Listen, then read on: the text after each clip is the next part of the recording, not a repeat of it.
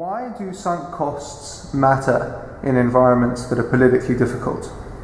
When you're an investor and you invest in sunk costs, so in costs that you cannot recover later on and that are specific to the investment that you make and for which there is no alternative use, then you're stuck with your investment once it's made.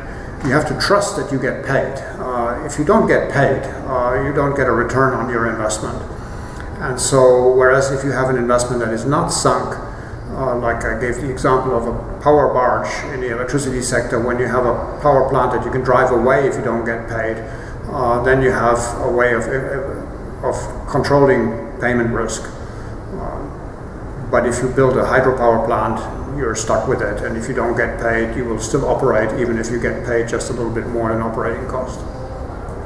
What are the major types of political risks for investors, and how do they seek to overcome them?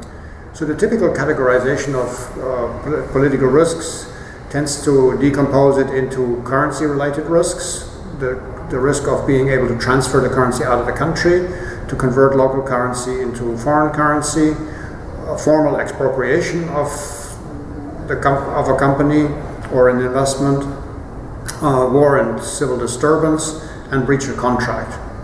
And breach of contract or regulatory risk is the one that is most typically found of problem to investors. How would they seek to overcome it? They will try to, first of all, write good contracts that leave little to the imagination and they're very specific. And secondly, if they feel that there might be a breach of contract, they will try and see whether they can get political risk insurance, either from the private markets or from an international institution like the MIGA, the Multilateral Investment Guarantee Agency of the World Bank Group. Could you give an example of why and how a politically risky government has attempted to evade its financial commitments? Yeah, I'll give an old example so not too many people will feel offended. Once upon a time, over 30 years ago, in Argentina, a private gas pipeline got into problems because the government tried to get out of a contract.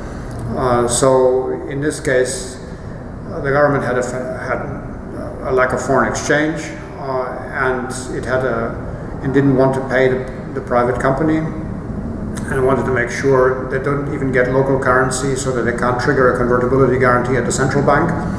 And what the government came up with is an attempt to claim breach of contract by the company. And so they went through the contract, which typically is hundreds, if not thousands of pages, and found something that went not quite the way it was designed at the time the contract was written. And often one can find little things like that, and whether they then add up to a real breach of contract or not, they claimed it and put the company into trouble and ultimately into bankruptcy.